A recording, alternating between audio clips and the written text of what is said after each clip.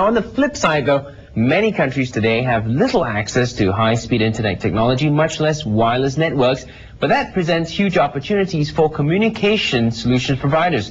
Well, as part of efforts to modernize its communication network, Mongolia is now building its first high-speed fiber voice, video, and data network. And one of the companies working on the project is Amedia Networks. It's a broadband solutions provider. For more, we're speaking with Frank Galuppo, the CEO of Amedia Networks. Frank joins us from New York. Frank, thanks for being on the show with us.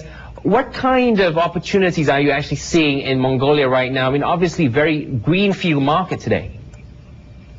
Yes, it is. Amedia Networks produces and supplies equipment that delivers voice, video, and data over either fiber or telephone wire to the homes or businesses being served. And we do that in a significantly higher bandwidth than can be supplied today over DSL. And in places like Mongolia, where there's a great deal of construction underway and a lot of opportunity to improve the communication to the homes and businesses there, we are providing equipment to do just that. Now, a lot of these developing markets are using wireless technology, but in Mongolia's case, is that also what's being done at this point in time?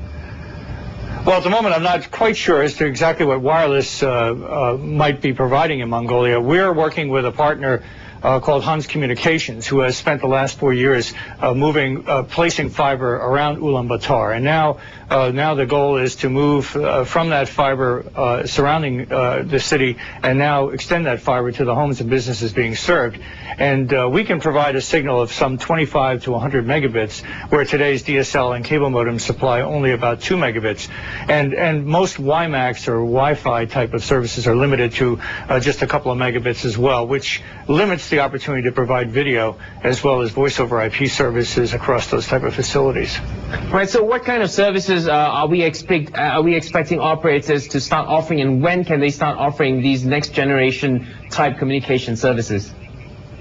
Well, it's my understanding that the project in Mongolia will begin with a data service, and then as the equipment is provided and more video content is available, they'll move to a triple play service, which would involve not only data communications but also video, likely to be IP video and voice over IP services.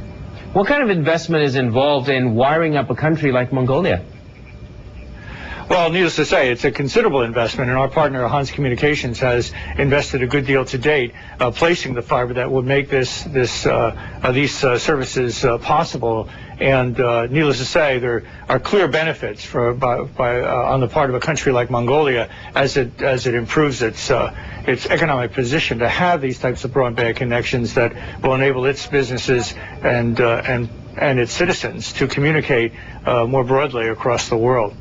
Aside from Mongolia, what other markets is Amedia Networks tapping outside of the developed markets?